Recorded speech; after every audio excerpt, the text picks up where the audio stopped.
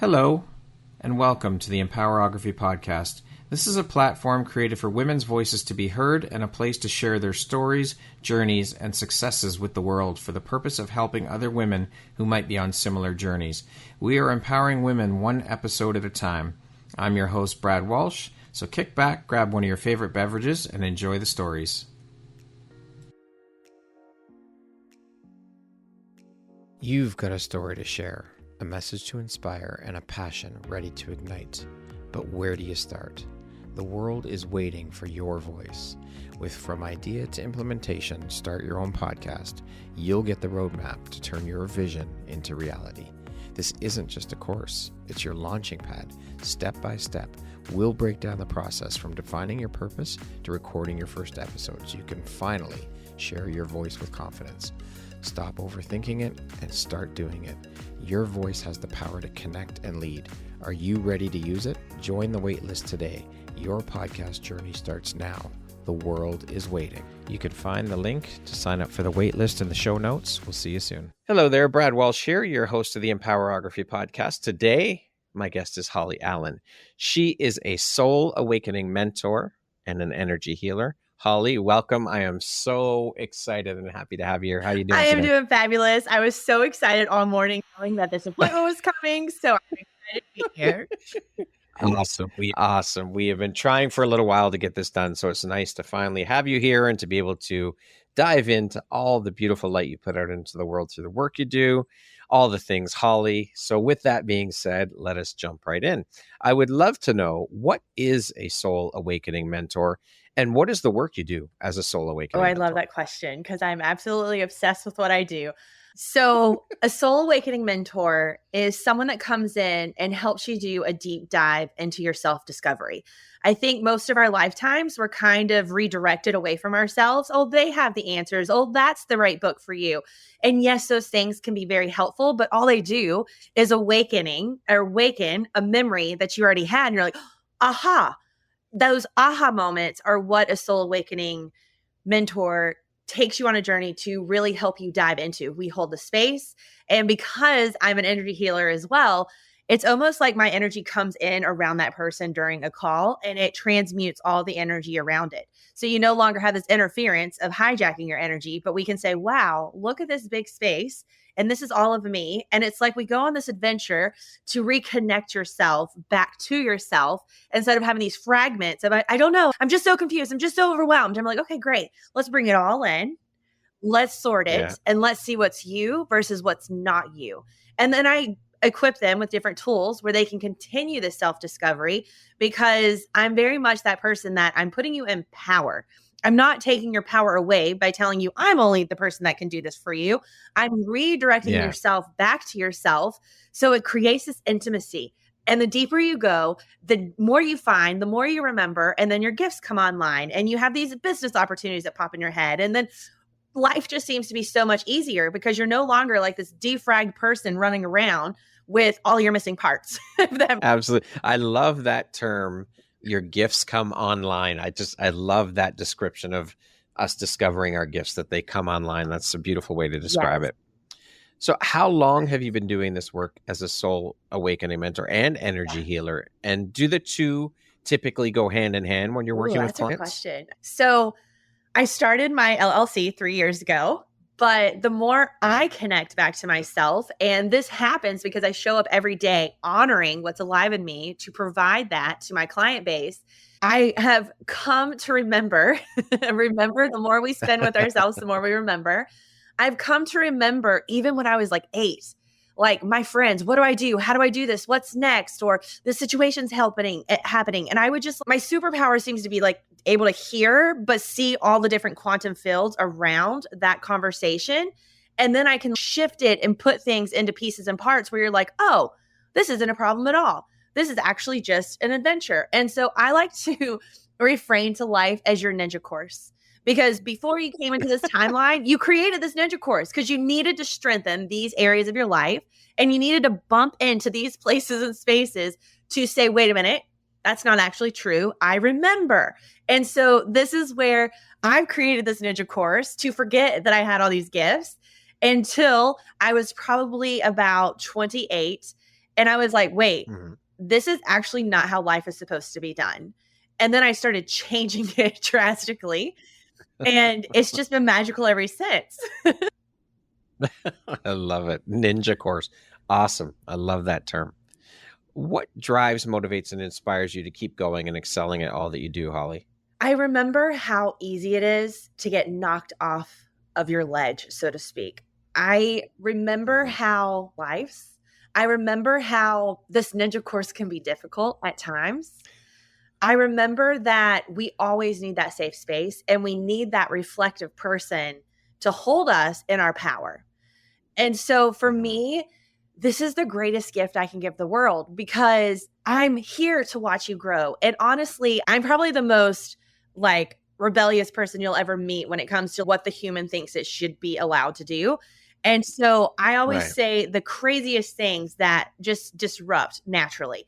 And so I always say, oh my gosh, you got triggered. Yes, let's celebrate that because we just discovered a new layer. We now know that there's a new ninja course that we need to go navigate. Oh my gosh, you're pissed off. Awesome. Why? Let's dive into this and see what's going on about this. I get Yeah. excited with these what people would say, oh no, I'm low vibrational. Oh no, my life's not going right. Like those are the moments to me that share that pivotal moment of remembering because it puts you up against the wall. Mhm. It puts you at rock bottom. And I have coined your rock bottom is really your springboard. So let's focus on how this is going to give you clarity, certainty, and this next level quantum leap because you're not here to fail. You're just not here to fail. Failure is not a real word. And it's only a human concept that we believe failure is failure, Yeah. if that makes sense. Yep. Absolutely. Absolutely. I love it. I love your energy, Holly. It is so beautiful and so infectious and amazing. You're just, you're such a beautiful Thank human. you. I believe the Truly. same thing about you. I was literally getting dressed this morning and I was like, Brad is just such a powerhouse. Like he's doing stuff that no one's thinking about. And he's just pushing the boundaries and saying, no, let's put these women back in their power and let's look at all the ways we can have power. And so I'm just so grateful that we're sharing that energy together. Love It's it. just such a vibe. Bouncing off of each other. I love Yes. it. So I would love to know and hear how your whole spiritual journey began. Was there a catalyst moment in your life that led you down that spiritual path? And would you mind sharing that with Yes, us? I would. And it goes back to what I was just saying about your rock bottom is your springboard. So I have grown up a little untraditional. I was a Navy brat. I was a military brat. We traveled all the time. Then I was raised as a single mom. So we had less than what we actually required. So it was this transitional phase. So I became obsessed with humanness of get a good job, stay there and work, build your resources within corporate America and all the beautiful things. And 2 years before my air quotes rock bottom, because we now know that to be a springboard, I was feeling unsatisfied and uncomfortable. But yet it was so comfortable, I wouldn't take the leap of faith, right? Like I was just like, okay, I'll just wait until it all works out perfectly. And one of the things that I've realized is your soul knows, but your human will freak out. It's by design. Our Mhm. human only has five Yeah. senses. Our soul has a plethora of senses that tap into other dimensions, other quantum fields, other energies and vibrations and knowingness. And so it's just so funny when I think about how much we rely on our human to tell us what to do. So fast forward and COVID came and I was in healthcare. Mhm.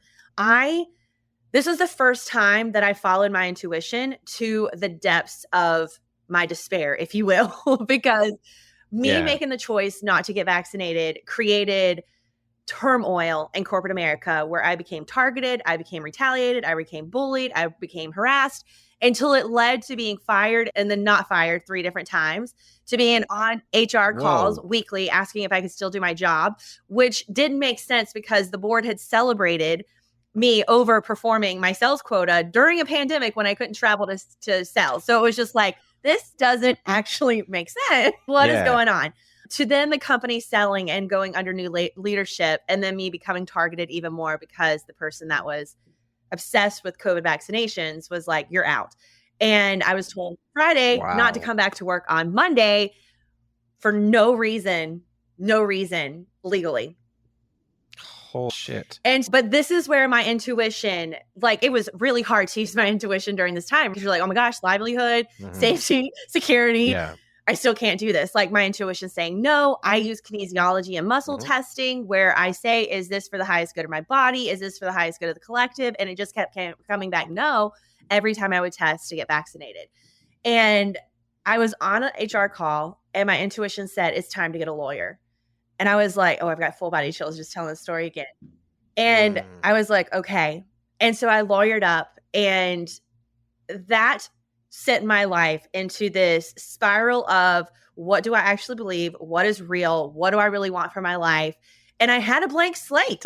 Like, I was being told that I had committed, my job would never be the same. I would never have a job again. I would never be in healthcare. And I was like, wow, I built this healthcare career for 20 plus years. I love being in healthcare. I love the people in healthcare. I loved my job. I mean, it was literally a dream. And then it wasn't. It was a nightmare, right? And I just get so excited about until it wasn't, because that is the compare and contrast our human needs. And our soul says, I did it that way, and that didn't really work out. That didn't prove to be safe. That didn't create whatever. And so then it gave my soul the freedom to say, okay, now what? And it created this catalyst for me saying, wow, okay, my intuition actually is profound. And it was so interesting because even during the battles, because I was diagnosed with anxiety and depression and all these things, and they gave me all these drugs, and I was just like, this human experience is very rough. But my soul, my intuition, and my inner knowing just kept saying, this is going to be the story you tell from stages. This is the moment you realize how strong you are. This is the moment resilience really proves exactly what it's capable of. And I just kept playing with the energy of, I choose not to suffer. Even in this moment, I choose not to suffer. And in my humble opinion, I believe this is what kept my vibration so high. And you'll love this, because that's when I started my business. No job, no income. I think it's time to start a business and put money into an LLC and build an online business with all the tools and things. When I was at my most disempowered state, that's when I realized, whoa, I know self-development tools. I've done a lot of self-development. I was lucky enough to be raised with a mom who constantly reflected back, is this your human or is this your soul? Is this your human thinking or is this your soul thinking? And I was always taught to differentiate between the two experiences and to feel energy and to feel vibrations. And so in this moment, everything was shut down. Everything was quiet. Everything was different. So I was like, if I can be this disempowered, oh my gosh, there's so many people that don't have the toolbox I have. I want to go support these people. I want them to remember their power. I want them to have a mirror in their face, which is me saying, oh no, that's actually not true. That's someone's projection, someone's insecurity, or this is just a divine timing to squeeze you to make you do the thing that for 2 years, Holly, you knew you're uncomfortable and you wanted to move on, right? That is powerful as hell. Like, your mom was spiritual as well then. Your mom, and she encouraged your spirituality journey. It's funny that you say it like that, because my mom raised me spiritual, but she told me I was not the spiritual one of the family because my mom and my sister were super gifted and I was the provider. And so I grew up most of my life thinking, oh, I'm not intuitive. I'm just really smart with business. I'm just really smart with money. I'm just really smart with making money. So this is my gift, right? And this is serendipitous, right? And this is why I say, please pay attention to the little things. So right before I lost my job, I decided that I was going to invest in things that were spiritual. I invested in an astrology class. During this turmoil, I was like, okay, this is obviously something in my karma because this is really bad. Like, I can't get away from this situation. So I signed up for my first karma healing and signed up for a container. So I had all these monies invested in these growth experiences. Lo and behold, I had all the absolute free time to really dive deep into these when I lost my job unexpectedly. So it was during that first karma clearing call that I was like, listen, something's in my karma. I'm tired of dealing with this because I was always the one in the room with the big ideas.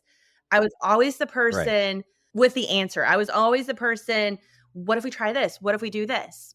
And I was like, something is wrong with my karma. Let me clear this.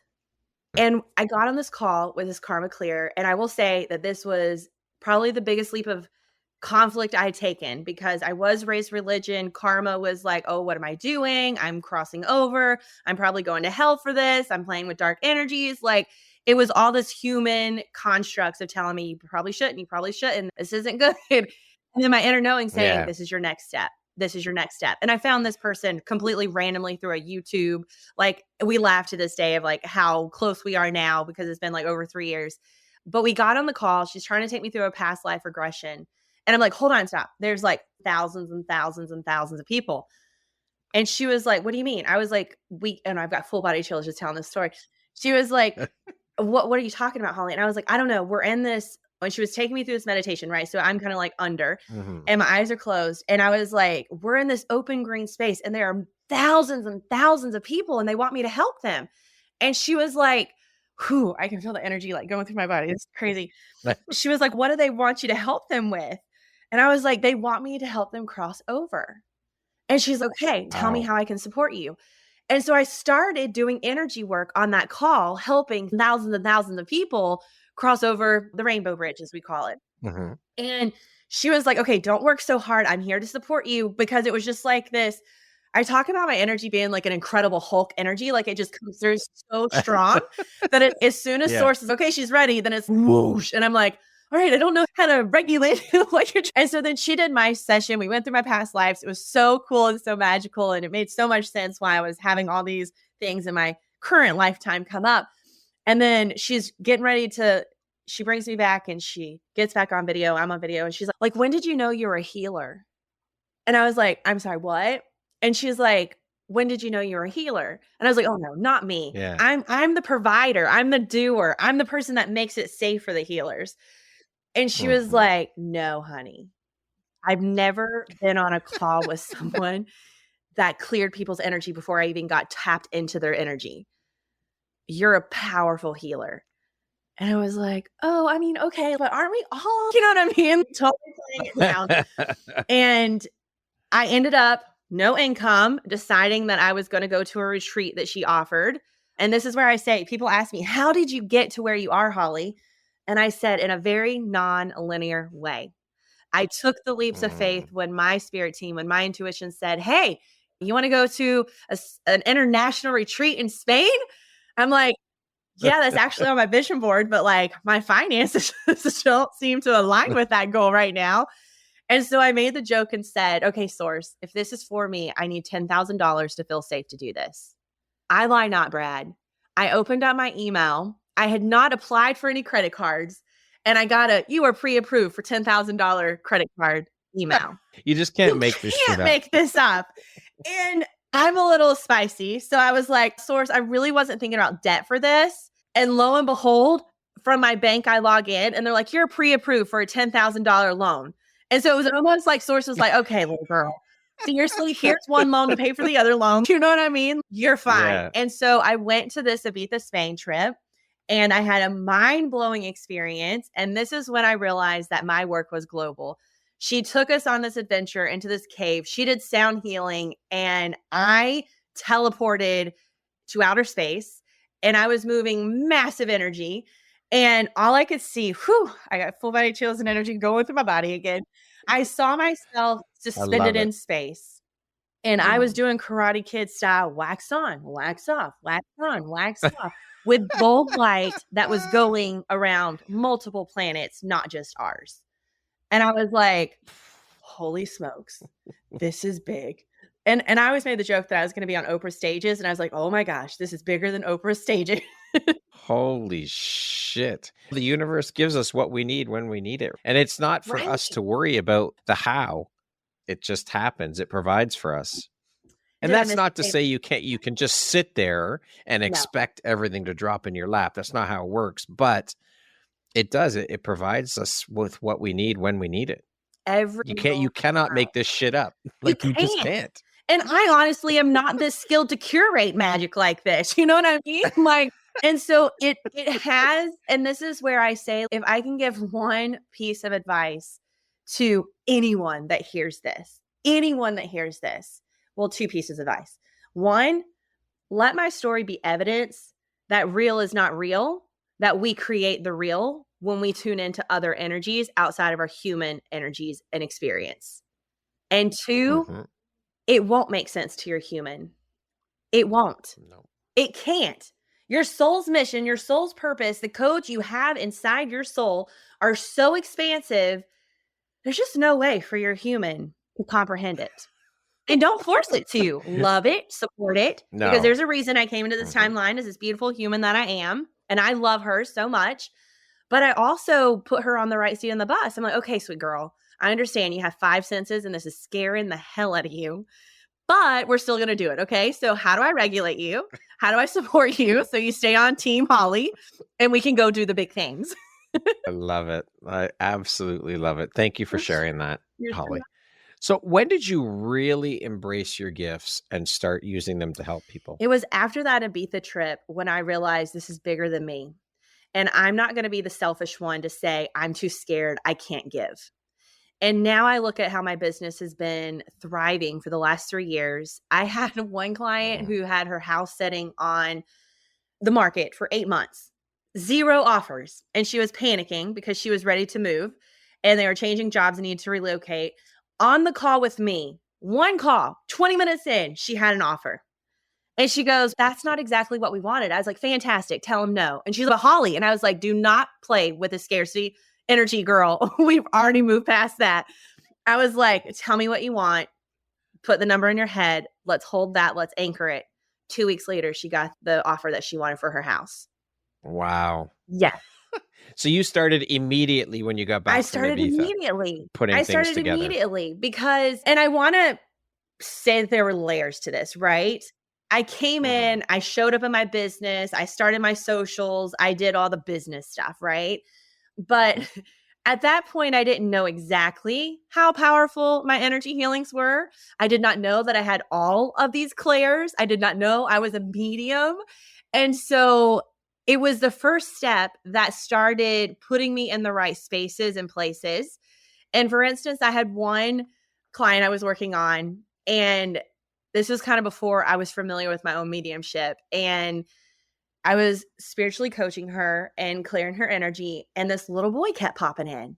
And I was like, okay, listen, this is not your session, kiddo. I don't know whose session you're supposed to be a part of, but not this one. And I work with kid energies. So I was expecting a mom to say, hey, can you work with so-and-so? And I'm like, oh yeah, he's already popped in, because that happens to me too.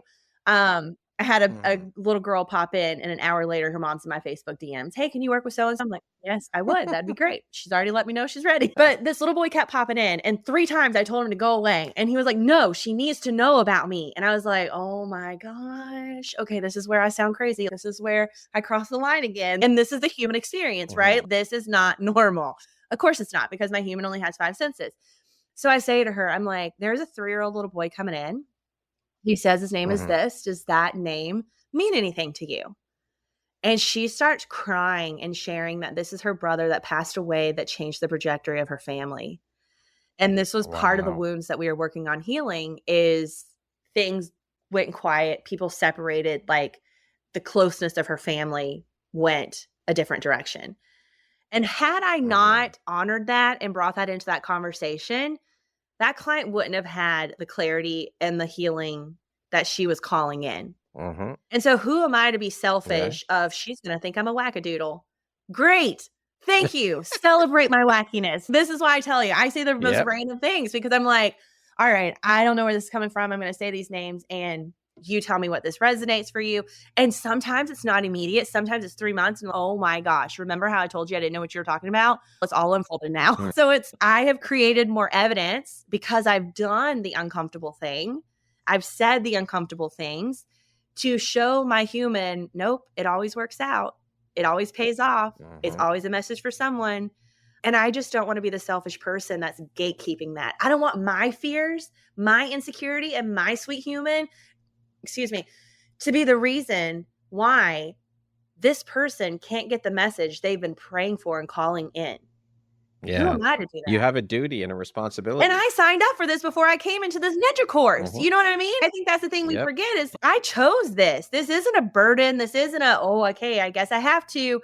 No, it was a choice I made. It's I I get to. get to. And I constantly, if you follow me anywhere on socials, like literally, I'm like, oh my gosh, I am so grateful. This is what I chose when they were passing out gifts. I was like, here, do you want this one or this one? I'm like, yes, this one. And so how has your own journey of soul awakening influenced your approach to mentoring and healing work with your clients? I always go first.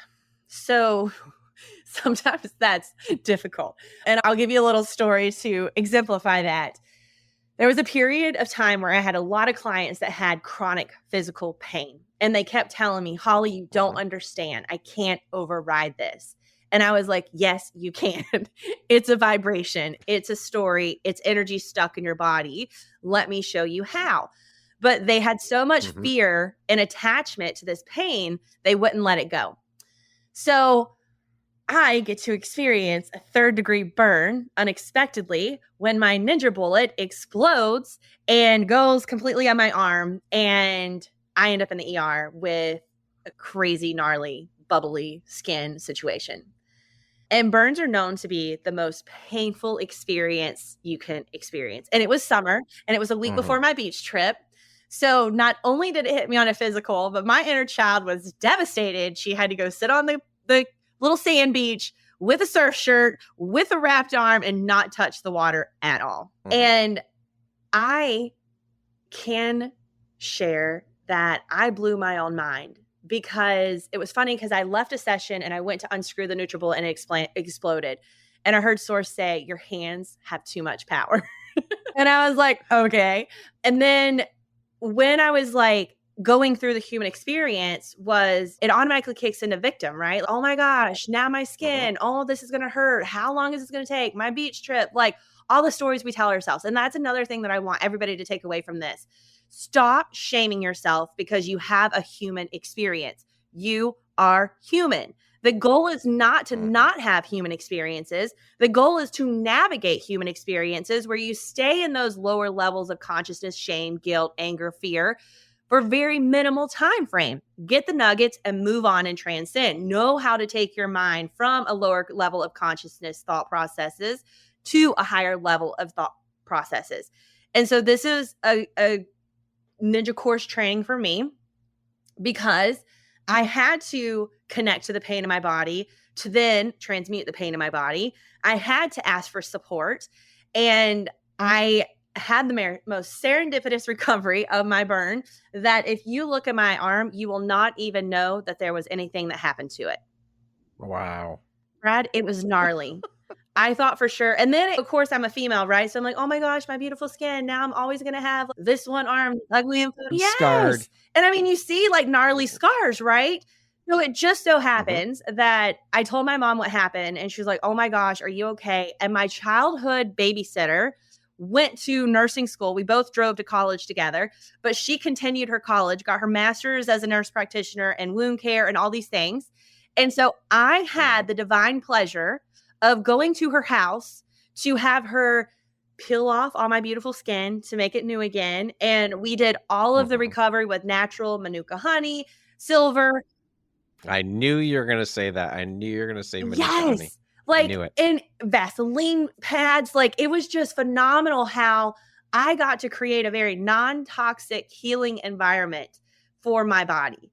And I also got to share about this experience where it was super painful the night it happened, but I experienced like 3 other days of probably the course of 3 months of significant pain. And I really didn't have pain other than that.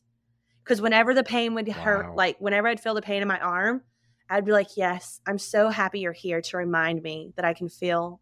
I'm so happy that you're here to remind me that we can celebrate this healing process. I'm so happy that I get to hold you in this space. Beautiful arm, beautiful burn, beautiful pain, because you're a part of me too. And I think that's the thing is like so often something happens and we self-abandon, we neglect, we fragment ourselves in that very moment. Does that make sense? And then we can't even connect with it to have the same vibration that we vibrate on, flow through it and heal it. But seriously, I just had Yeah. my 1-year anniversary because it happened on June 27th. And I was in Florida. And I was like, wow, look at me on the beach, because they told me you'll never be able to be in the sun with this arm again. You will get skin cancer. And I was like, I do not subscribe to that. Thank you very much.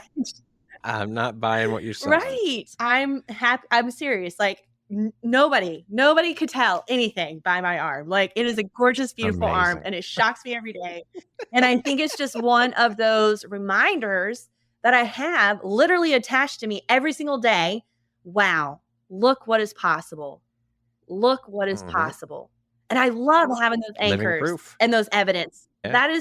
That to me is the name of the game. How can you create evidence to prove your sweet human doesn't know everything? Yeah. Love it. Now, I'm always curious about this and love hearing different people's thoughts on it. But do you believe that everyone has spiritual gifts and ability within them? And it's just a matter of having the right guidance to do or figuring out how to tap into those gifts? So I love analogies and stories. And my answer is yes. And I can sing every lyric to Meghan Trainor's songs and J-Lo songs, but I do not enjoy heavy metal. I cannot sing any lyric, tune, chorus, anything to do with that. It does not mean that heavy metal does not exist, right? It does not mean that there are not heavy metal songs with lyrics and tunes and all the things. And this is where I have so many belief systems, and they are very quite disruptive, but I'll share this one. I believe that our human is conditioned to compare and contrast to keep us separated from our own gifts. Because if you look at Holly and you say, she can do this and she can do that, then you're focused on what I can do and not what you can do. And that, I think, is the master plan. And that's why I'm a soul awakening mentor, because I'm like, no, you shall not get hijacked. Come back. Let me walk you through this path back to yourself where you can initiate your own gifts. And I've worked with non-spiritual people at all, and then went back in to have follow-up sessions. And they're like, okay, Holly, I think I've lost my mind. And I'm like, tell me more. I love when people lose their minds. And I see glitter all around you, this gold sparkling glitter just falling around you about 6 feet above you. And I said, welcome to my aura and welcome to seeing energies. No, I don't see energies. I'm like, you just told me you did. So yes, you do. And I think everyone has the ability to have higher level consciousness, higher level thoughts, higher level intimacy with oneself. And I think that ultimately comes from a place of safety, self-love, and empowerment. Because once you have safety, and that's why, like I say, my rock bottom, aka my best springboard ever, it's so funny how Source lined me up for everything, right? I had everything conditioned and set up to, even in my lowest point, be supported by spiritual mindset entrepreneurs, gift activators. You see what I'm saying? So it was like I was curated in this space, but it took me being vulnerable. It took me crying and releasing. It took me being transparent. It took me asking questions, and it took me testing it and honoring it. And I think that's the biggest thing. I think everybody is walking around with these things and they don't honor them. So it's just like a person that calls you a dozen times and you never take their call. Eventually they stop calling. And I think that's how our gifts work. If you are like, no, that's not real. Sources, this is so weird. She said she wanted to remember this in this lifetime, and she's over here saying, oh my gosh, that's not real. I mean, I can only imagine how annoyed Source has been with me on numerous accounts. So trust me, we've all been there. But I think it's possible. And that's where I believe, as a soul mentor, a soul awakening mentor, if you get into these frequencies, and like I said, it's so weird because I feel like as soon as someone checks out, whether it be a program or a one-on-one session or whatever it is, the magic already starts. Their vibration comes into mine and it starts circling energy out to them. And it's awesome because they've made that connection. So now Source says, oh, they're interested. Oh, they're ready. Let's start showing them some evidence. Let's start mixing some things up. And sometimes we've been in so much disalignment that things have to shake up and move around and maybe move away from us to really give us that safety and that true vibration that we coordinate with, we resonate with. And I think that's one of the myths that I would like to dispel here is this nonsense of, oh my gosh, life is lifing, I must be out of alignment. Maybe you're actually getting into alignment after being unaligned. And it's taken a little earthquake moving and grooving to get things out of your way. Yep. So you can step into who you truly are. Absolutely. And start following your path. So how has your own journey of soul awakening influenced your approach to mentoring and healing others? I go first and I lay the groundwork, and I have human experiences too. I have human experiences too. And I'm very transparent with those because I never want to paint a picture that says life is only rainbows, butterflies, and glitter sparkle. And if you don't have rainbows, butterflies, and glitter sparkle, then you're failing at life, because that's not real. And I quite frankly believe that every up level comes with a new fear limit and a new imposter syndrome exposure. So it's, if you're not having a moment of fear or oh shoot or oh my gosh, does this really work? You're just not growing, in my opinion. Yeah. And I use my own medicine, if that makes sense. Like I don't say this to like be a showboat or anything, but I know I channel. And I will go back or I will listen to what I'm channeling. I'm like, whoa, that is like freaking amazing. I didn't even know that. You know what I mean? And so Source has really been directing me to actually use my own energetics on myself, do sessions on myself as I would take my clients through sessions. And that's just opened up a whole new world, because I'll do stuff with myself, because what am I going to do to criticize myself? You know what I mean? And then I'm like, holy smokes, that was crazy. Okay, you want to try this next? You know what I mean? And now I'm actually creating my own healing modality, because I'm just like, whoa, this is a little bit extra. This is not just energy healing. Like, this is a whole situation. So take your own medicine. Yes. What is one tip or takeaway then that you could provide for listeners that they could implement immediately to start shifting their mindset and incorporating their own healing and intuitive gifts into their lives and utilizing them to shift and change? Oh, you're muted. There we go. I would love them to ask more questions. And what do I mean by that? Is this real? Is there evidence to prove otherwise? Is this the only perspective I can take? Is this actually my perspective, or is this a passed down perspective from a family member or a childhood memory? Is this real for me? And I have a belief system that as a human, we are super blessed to have 95% of our life controlled by the subconscious. And we're super unlucky to have 95% of our life controlled by the unconscious or the subconscious. Mm-hmm. And so this is where, if you ask more questions, you become more conscious. And I will tell you that I've been on this journey for quite some time, and I still play this game with myself. But is this real? Is this the only way? Is there evidence that proves anybody else in this world around me, past, present, future, has ever thought this way? And then I use a lot of tools to support myself. So one of my biggest overcoming moments is I've been that disruptor.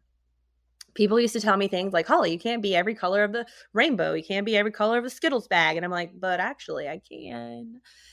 But they couldn't hold that. They didn't have the capacity for that. So of course I can't do it. And it was creating this disruption. And that's never my goal. It used to not be my goal.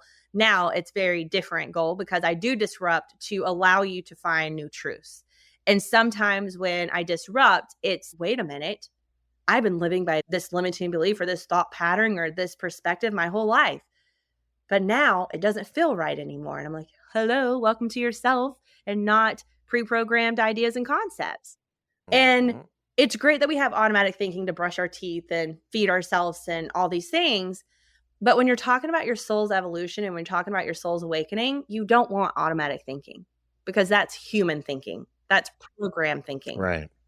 Until you code it with the right program, which is optimism, which is truth, which is higher level consciousness.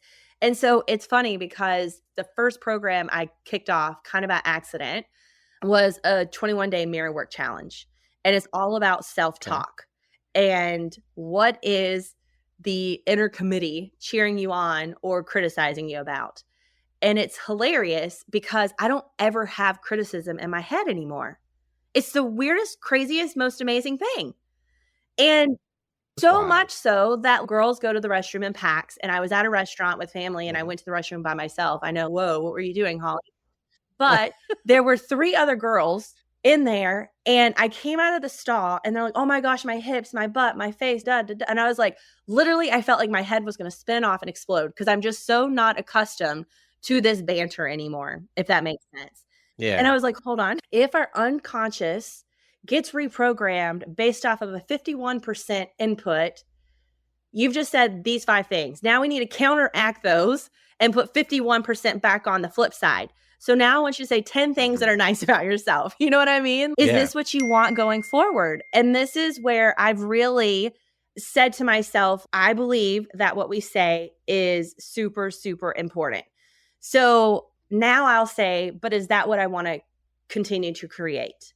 Then that's not the words I'm going to let come out of my mouth.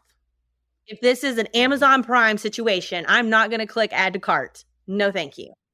I love your analogies. Awesome. This is not an Amazon Prime situation. It's not. Delete, remove from list. Thank you very much. So I want to speak a little bit about your journey as a healer. I've heard many people say that we as humans have all the tools within us that we need to help in healing ourselves. Is this something you subscribe to or believe in? I totally subscribe to this.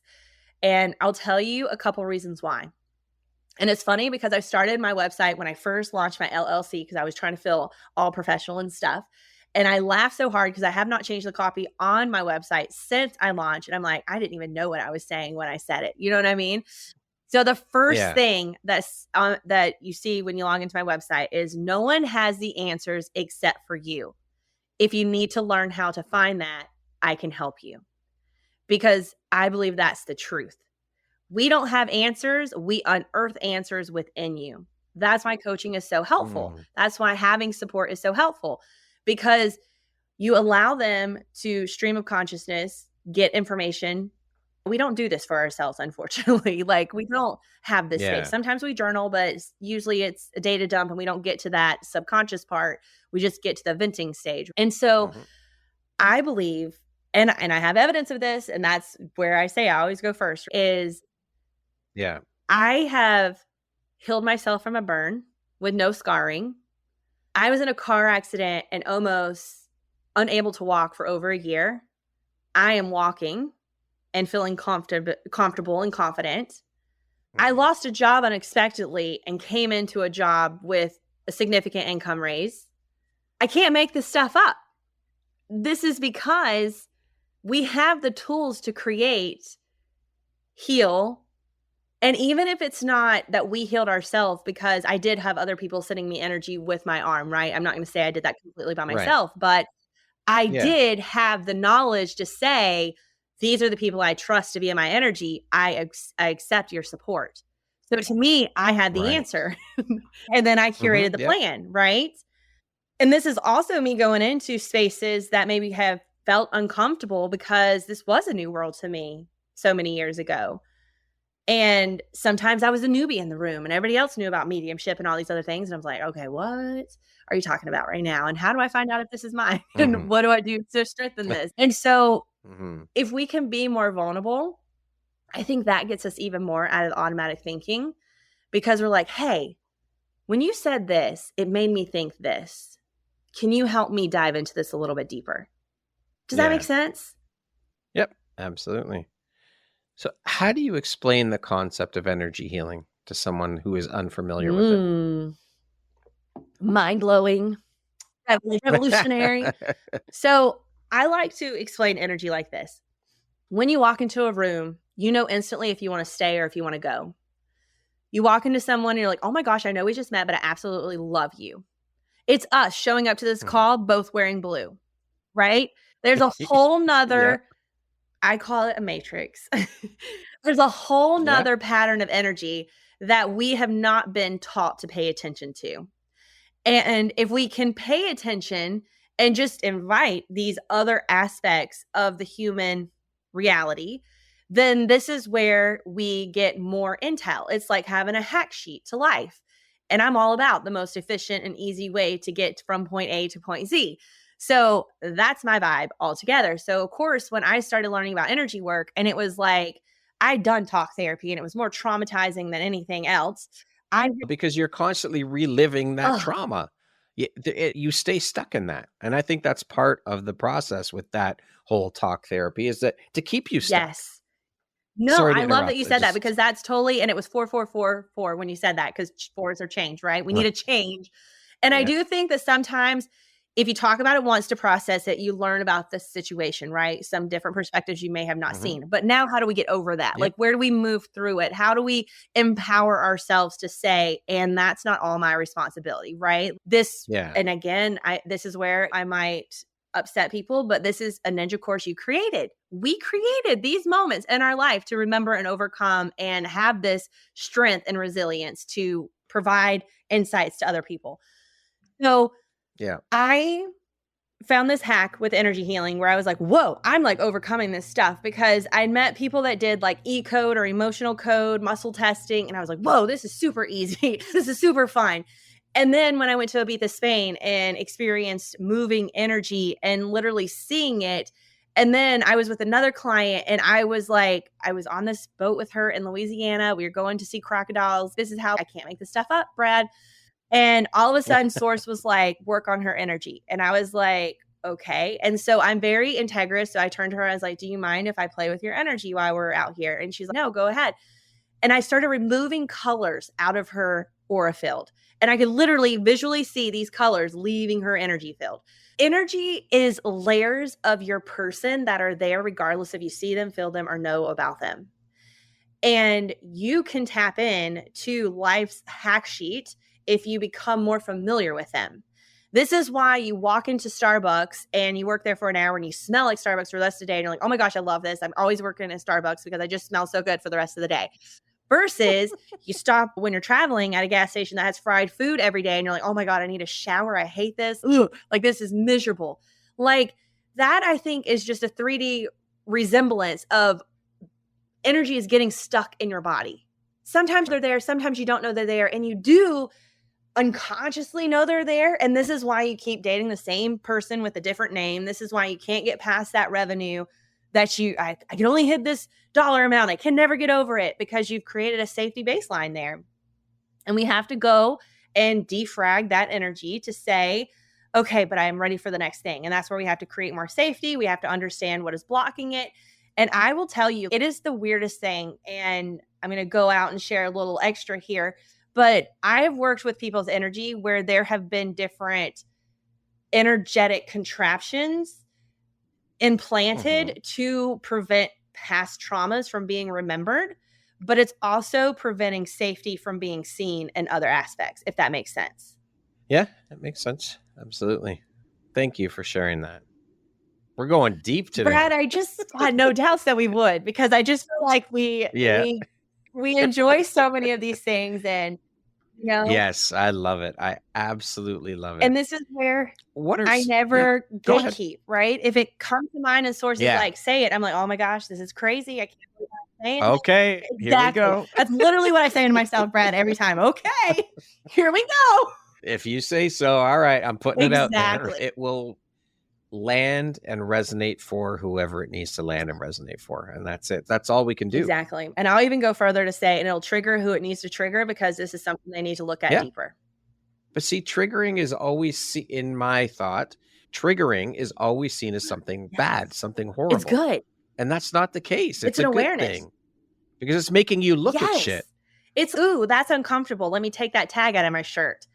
It wasn't a bad thing you had a tag in your shirt. You knew what size it was. It's like, you knew where to find it. Yeah, but now we remove it. Done. Yeah. Things have to shift. Perspectives have to shift. People have to realize that it's not a bad thing, that it's all part of the process. It is part of the process. I love that. And I think so often we get hijacked by the process, because the process can ruffle some feathers, and then we won't sit with it. Make us feel uncomfortable. And we don't like to feel comfortable, because we're humans. We are spiritual beings living in human bodies, or in meat suits, as I've heard many people refer to it as. So we want to stay comfortable. We don't want to do things that make us feel uncomfortable, because that doesn't feel good. But that's where the growth is. And what's interesting to me is it's so easy for us to say, Oh my gosh, I go to the gym. I'm so sore. My legs hurt. I can barely walk. Oh my gosh, I'm getting muscles. I'm growing muscles. So we're conditioned to say that's a great growth experience. It's painful. It's uncomfortable. We have to sacrifice and get our butts in the gym and do the hard stuff. But yet we celebrate that. Yeah. Why? Because it's mainstream and culturally acceptable and it's well celebrated. Yes. But talking about your feelings, crying and getting uncomfortable and talking about, oh my gosh, I just don't know. I think it activates fear in other people because they don't know how to truly show empathy. They think they have to provide a solution when it's really not actually that. If you could just hold space, they'll get to their own solution. Exactly. Yes. Not everybody is looking for the solution from a person. Sometimes they just want to be heard. And really, when it comes down to it, I think that's all anybody on this planet wants, is to be seen and to be heard. That's it. Yes. And even be witnessed. We have to figure out the answers on our own. We do. And then that's when they land. With guidance. With guidance, yes. And that can be source, spirit, a sisterhood tribe, a coach, a mentor, a group, a healing group container. I think that's the thing is do what feels a little bit uncomfortable. I'm not asking you to jump off a cliff where you're just like, my nervous system is going to rebel and I will not be able to take anything around because I will literally be hypoventilating every time I go to the situation, right? But I'm just asking for a 20% increase, right? Do something every day that's uncomfortable. And that could be using your voice. When someone gives you the wrong drink at Starbucks, you usually take it and you're like, actually, I asked for no cream. Try that. That was super uncomfortable. Yeah, speak. But you just used your voice. Exactly. Yeah. I love it. Holly, 1 sec. I just got to message someone real quick. Just give me 2 seconds here. Okay. What are some common misconceptions around energy healing and how do you address those? I love this question too, because I think one, it activates fear immediately because you can't see it and you don't know if you can feel it. And it's the unknown. So the human automatically goes into the abort mission. Abort. And I say whenever there's a sudden abort mission, then that's probably your soul saying, like your human saying no, and it's trying to distract you from your soul's evolution. That's just my little baby belief right there. But it's different for every single person. It's not always unrooting deep traumas. It's recoding wealth frequencies. It's creating more safety to receive abundance. I worked with one client and she was an in-person client, which was super amazing. And she was blown away by the work that we did together. And she had an energetic block around visibility. After our session, she had $150,000 a month. So energy, in my opinion, is where it's all at. Energy is your frequency. And if you think about like how we power our house, like we can live in a house, but we use energy for the electricity. We use energy for the computers and the phones and the chargers and all the things. So it's like when you think about your body being the house, if you're not regulating your energy, then you're not really living to your highest potential. Like you're not excelling and optimizing. And I'm on this journey right now. I'm in my optimization era where I'm going to live so big because I came to this life. It's a miracle that I'm in this timeline with you right now in this very moment. So I'm going to treat every day of my life like a miracle that it is. And to me, knowing and understanding my energy is one of those ways I can optimize. And quite frankly, it's just made my life so much easier. There's less resistance. There's less agony over making decisions and deciding. Like there's more clarity. There's more certainty. And there's this joy and this fulfillment inside my body and my soul that I'm just like, oh, it's not about the cars and the bank account. You know what I'm saying? It's about this feeling inside my body right now that is just like on fire and just so excited. Even when there's traffic in Atlanta, I'm like, cool. All right, cool. You know what I'm saying? I think that's the thing too, is when you understand energy, you can become unstoppable because you feel it, you know it, and you can manage it. And that's my whole goal, is to help expose people to, it's almost like giving you a behind the scenes of your human. Because you think you're playing 100% out, but you're playing like 20% out because you don't even know the whole backstory of what's going on. Yeah. Yeah. You don't understand the full capability. Yeah. It can work on anyone. I've worked with unborn children. I've worked with newborns all the way up to adults, older women. you working on your energy changes every other relationship in your life. That was a very mind-blowing experience for me. I had conflicts with my mom. I didn't speak with her for over 2 years. And me doing the work, when I re-entered that relationship, it was completely different. And then me working on myself and having my own energetic practices, I didn't even have to have the confrontational conversations with her, because working on my own energy shifted everything. It's mind-blowing.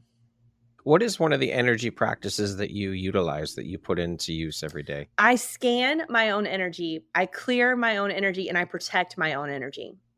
And I ask what's in the highest of the collective. So I want to go back though, because I think one of the things that people fear about energy is almost like hypnosis. You're going to make me dance like a donkey or something. Yeah. And this is what's interesting. I'll have clients say, "Can you work on my kid?" And when I energetically check in that kid, the kid says no energetically, or the kid says yes energetically. And I'll tell the parent, "Now's not a good time.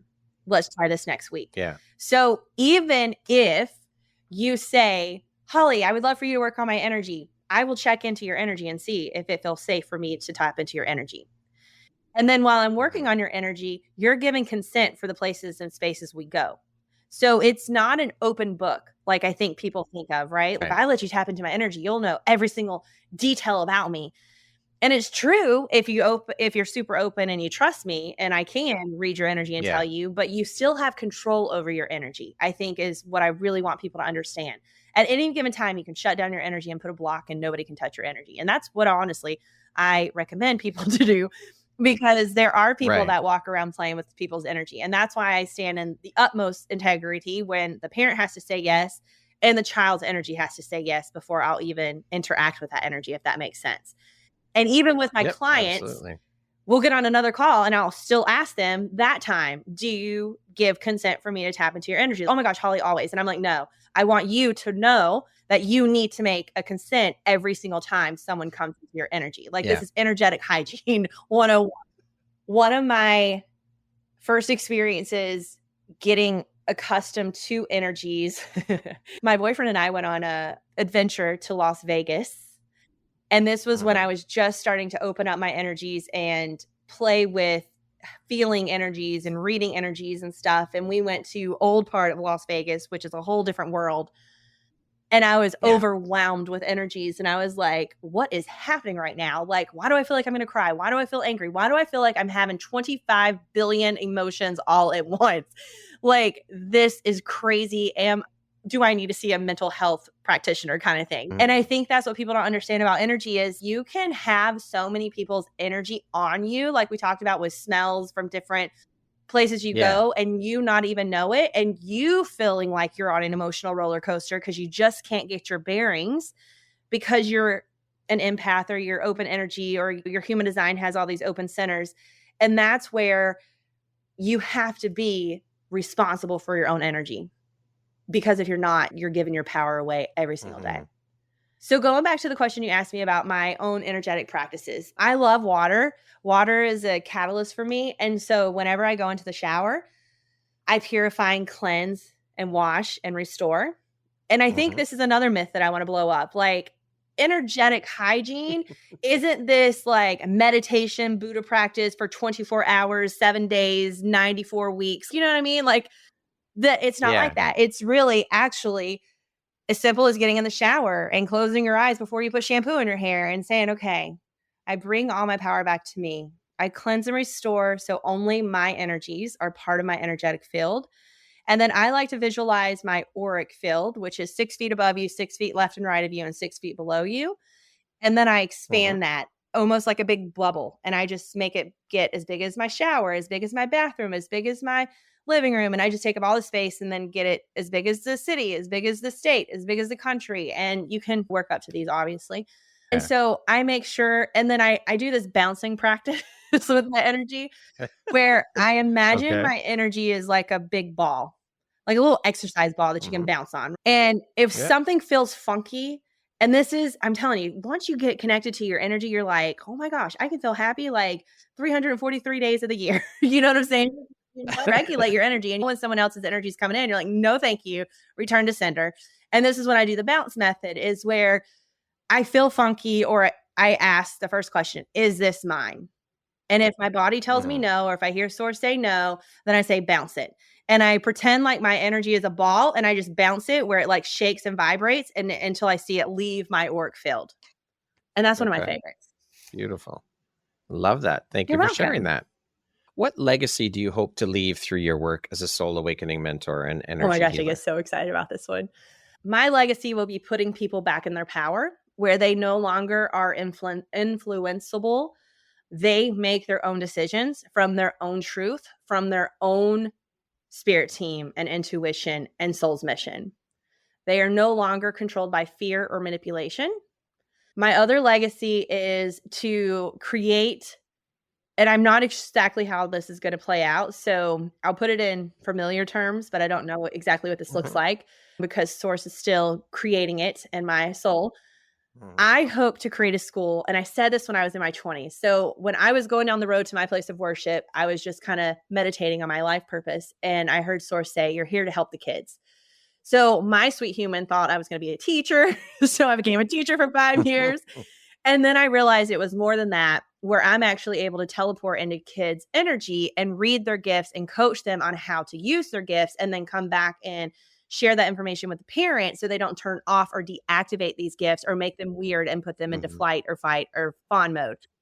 So I am partnering and doing collaborations where I will be hosting spiritual kid events, retreats, and then creating a school where my legacy will be people stay empowered, people stay awakened from the very beginning.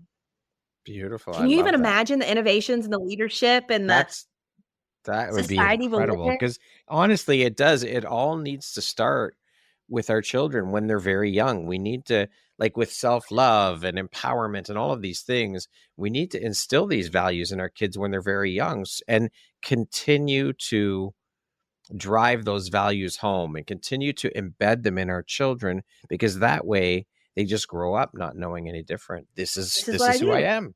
Okay, perfect. I love myself.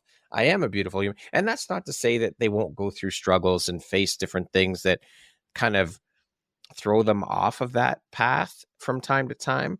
But when we do that, you're also giving them the tools to learn how to get back on that path much quicker. They have the tools. And I love that, because back to the beginning of this podcast, when I said it's not about being perfect or not having dis-ease or discourse, but it's about getting back to peace and ease as quickly as humanly possible.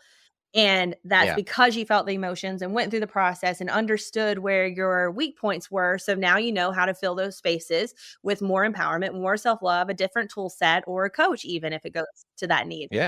And the other thing that I feel is so prominent about this is so many times I'm in sessions with my clients and they're like, when I was 11, when I was 7, when I was a kid, I used to.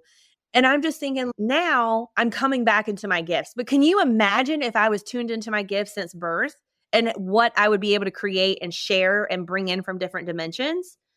And I have a very strong belief system that the kids that are coming into this world today have more to teach us than we could ever comprehend.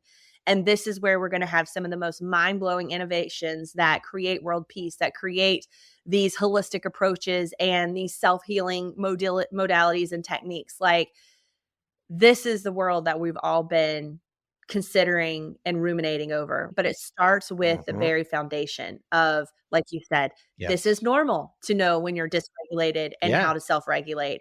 This is normal. I need a moment. I'm going to go take some space by myself. This is normal to say, no, I'm uncomfortable with this conversation. Let's visit this at a different time. Holy smokes. There's adults that need this right now.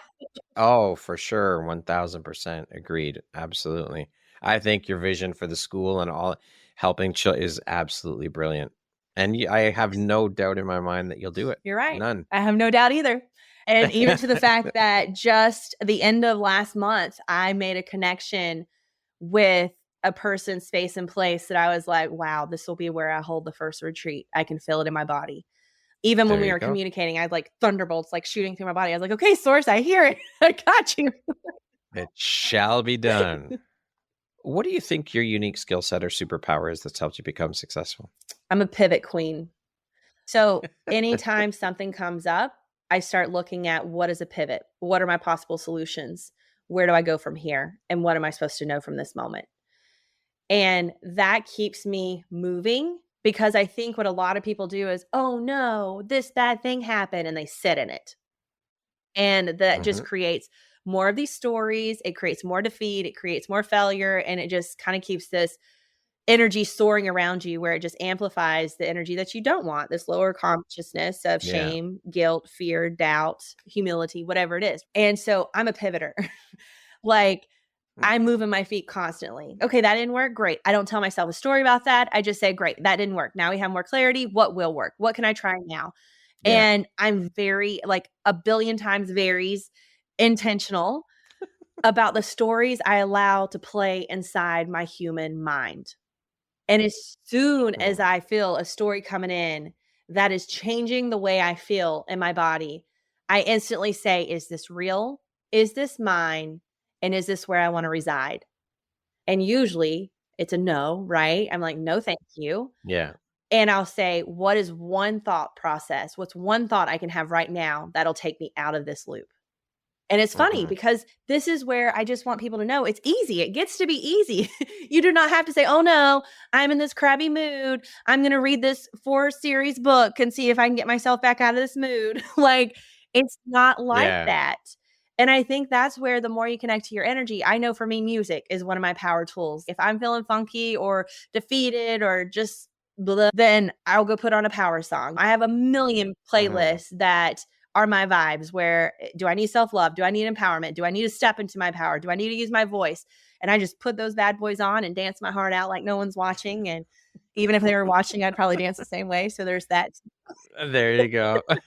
Speaking of success, how do you define that word? What does success mean to you? I love this. I love this. I love this because this is going to be a disruptor because I do not account it to income, bank account, assets, anything like that. Is just a byproduct of my success marker, which feels like, did I honor myself today? And honoring myself, meaning I was tired, so I rested, or I wanted to say no, so I said no. I wanted to try something new, so I signed up for the new thing. I moved through my fear or doubts about it. The other success marker I have is, how do I feel in my body? Do I feel like a tornado or a hurricane is just soaring around and I can't seem to get it to feel peaceful? Because my success marker is peace, contribution, ease. And ease isn't like this is walk in the park. But ease meaning that when I had a question, the person appeared. Or when I had a problem, I was able to pivot. Because ease is a process of action. Ease is not a process of non-action. Does that make sense? I think a lot of people have this really weird relationship with ease. It feels easy. No, growth still has a little bit of a push and a squeeze, right? There's momentum and there's action behind it. It's not just what I feel like most people see with ease is I'm laying on the couch. This feels so easy. That's a different situation. Yeah, for sure. What does the word empowerment mean to you? In my power. And even if you look at the word empowerment, it has power in me. And so empowerment is, do I feel in my power? And this is not, and I'm doing a whole 12 weeks with this because I think there's a whole misconception of power as well. Power isn't that arrogant, overconfident, in your face, bully approach, right? Look what I can make you do. Right. Power is soft and still and certain and confident and courageous and contagious, if we're being honest. Power is that I don't care what you say about me. I don't believe those thoughts about me. So have fun with that story. Power is people telling you that'll never work. I remember when I told my uncle, who's in his 50s, doesn't even really play well on Facebook. I think my aunt responds to everybody under his account just to keep the vision and persona up. I told him I was going to start my online business, and he turned to my sister and he's like, I hope you can support your sister. And at first that crushed me, but because I don't allow stories to play that do not build me up, I said, oh my gosh, let's look at the evidence here. He has no idea what's even on the evidence except for hunting videos on YouTube. Yeah. You know what I mean? Like, I can't even take that as information because it's not informed information, right? So that Yeah. was me being in my power is, okay, is there anything I need to know about the statement? Does that feel true? And so empowerment is you filtering every single thing that comes in. And this is from everyone. This is from your spiritual guru, your coaches. Like, you shift energy and so do other people. And so I want you to focus on being in your power in every single moment, where you test the energy, every single call, every single acquaintance, every single interaction, because people have their own roller coasters of life. So I just want Yeah. you to be in the power seat where you're not following someone just because you've loved them for 40 years. Now they're going through their own thing, and it might be time for you to take a break and then come back later when they're back on their high. Like, you don't have to be a part of every part of their story, kind of thing. Yeah. Okay. Thank you for sharing that. Okay, we're going to jump into the little rapid fire section. So the next grouping of questions just be 1, 2, 3 word answer type thing. How would you describe yourself in one word? Powerful. If you could be remembered for one thing, what would it be? Freedom. If you could teach the world one thing, what would it be? Acceptance of self. What is one thing you love about yourself that is not related to your physical appearance? My tenacity. If you're writing your autobiography, what would the title be? Ooh, okay. This is a good one. Power beyond. What is one thing you want but cannot buy with money? Connections. And that concludes our rapid fire section. Now back to our regularly scheduled program. I threw in a bonus question that I did not send you ahead of time. If other people could use 3 words to describe you, what would you want those 3 words to be? What would I want them to be, or what are they currently? No, what would you want them to be? Compassionate, empowering, innovative.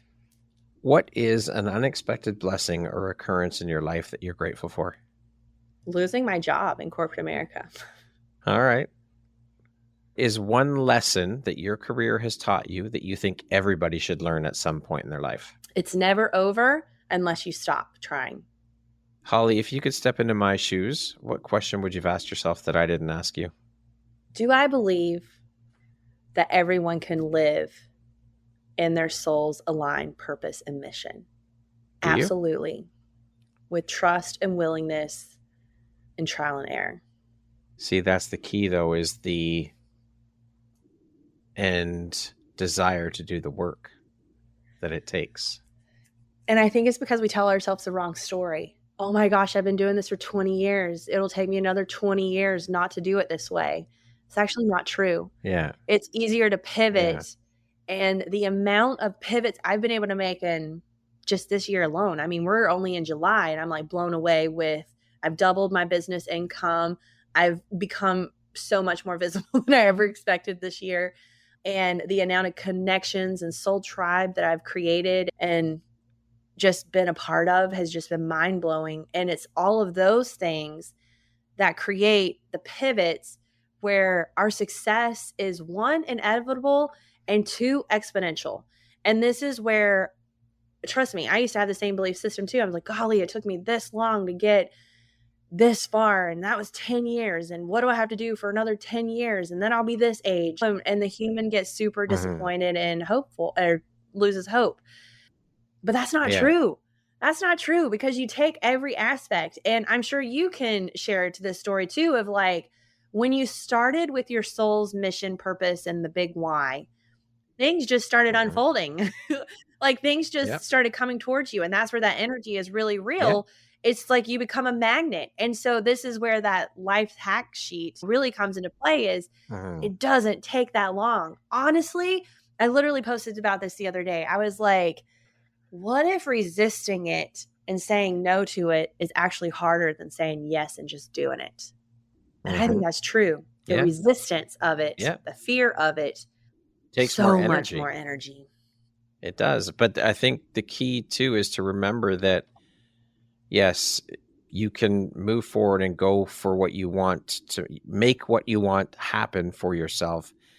But again, it's about staying the path and not letting those moments where, as we said earlier, you're going to struggle. It's inevitable. It's going to happen, but not letting those throw you off your path, not letting those throw you off your course when those happen. Continue on that journey. Stay the path always. Don't give up. Always. And And ask the question. For instance, I have been super healthy. I've been cleansing, detoxing. I've been traveling around and still maintaining my dedication to this. And then last week I came home unsure if I was going to be traveling, so I didn't want to grocery shop.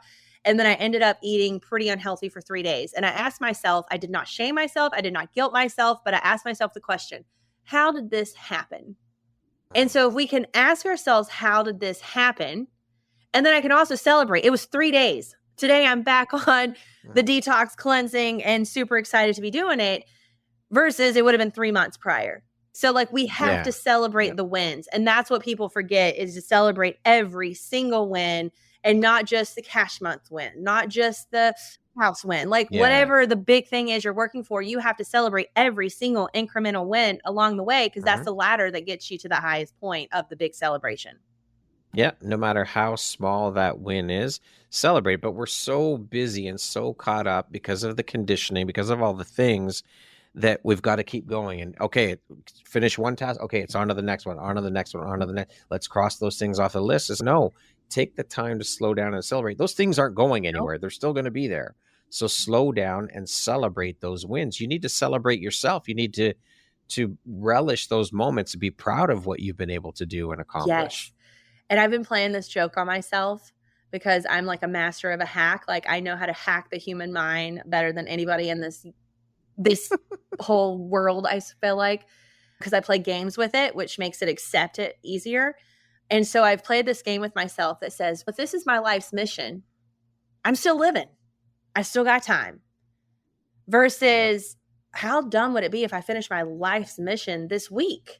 That'd be super awkward. What am I supposed to do with the rest of my life? You know what I mean? Like, so it's if we can unravel this, oh my gosh, I've got to do it now. I'm failing. I'm behind. Oh my God. No, you're not. You're right on time. You're right on time. Every single pivot you've made, every single detour you've taken, it has added tools, codes, belief systems. It's unlearned things for you. Like, and we should celebrate that every single moment. And it's where you're supposed to be. Exactly.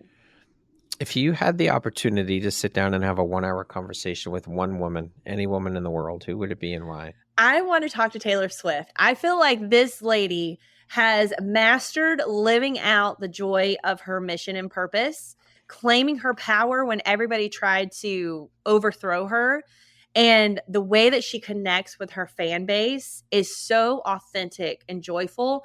And let's be honest, this lady is a marketing and a sales queen. And I want to have the influence where I can change a country's and a freaking globe's income and finances, and create like the Taylor billionaire. I forget what they're calling it, but like how she's literally brought so much revenue to so many places in the world. That's what I call a powerful impact. And so I would just love to get to know her and find out who her team is and what her why was behind this, because I feel, and I would love to know who her supporting team is. What kind of energy healer does she have on board? Because I promise you, she's got some really cool lyrics that speak to higher levels of consciousness. If you could go back and give your younger self one piece of advice, what would that piece of advice be? It's not your responsibility. I think a lot of us have things that we went through in childhood, and we took on these codependent patterns and behaviors, and we thought it was our fault or our responsibility. And maybe we gave up our childhood. Maybe we overcompensated for other things. And I think just giving myself the freedom to be, instead of the freedom to correct or fix or prevent, it would have changed. And I say it would have changed, but it wouldn't have, because I needed that ninja course, right? Like it was what I created and curated for my magical, beautiful self. So maybe I would change that and say, I love you so much, and I cannot wait to share the amazing things that we create together. You're doing great. Beautiful. Awesome. Lastly, Holly, if you were to deliver your last 30-second speech to the world, your tribe, your people, your corner of the world, what would that last 30 seconds sound like? What words of wisdom would you impart? You are loved, no matter where you started, where you're at now, or where you're going. And I want you to remember, my love radiates past, present, and future, this timeline, and all the quantum fields. And I wrap you in the most abundant, energetic, highest frequency hug. knowing that this will be the coat of arms that allows you to tackle it all. Beautiful. Love it. Holly, thank you so very much for being here with me today, for sharing a little bit about the beautiful light you put out into the world through the work you do, your story, your journey. Your energy is just, it radiates beautifully, and it is so infectious. I am so grateful to know you, to call you a friend, and to have you as a member of the Empowerography community. Thank you for all that you do, and thank you for shining your bright, beautiful light out into the world. I appreciate you. Thank you so much, Brad. And I radiate that back to you, because I just love the work you're doing and the impact that you're having, and those brilliant conversations you're bringing to this level of awareness, that you're stepping through fear and helping so many others step through fear. And I just want to celebrate that, because I'm super grateful that we cross paths and we're on the same timeline together. Absolutely. It has been such an honor and a pleasure having you. Thank you so much for the beautiful conversation, Holly. Appreciate Thank it. you. Once again, my name is Brad Welsh, host of your Empowerography podcast. Today, my guest has been Holly Allen. She is a soul awakening mentor and energy healer. Thank you so much, Holly. I hope you have a beautiful rest of your day. Thank you very much for listening to this podcast. If you haven't yet, please be sure to subscribe, rate, review, and share with all your friends. You can find me at visuphoria.ca, follow me on Instagram at Empowerography Podcast, and on Facebook at Empowerography. Please join me next time for another inspirational story from yet another amazing woman.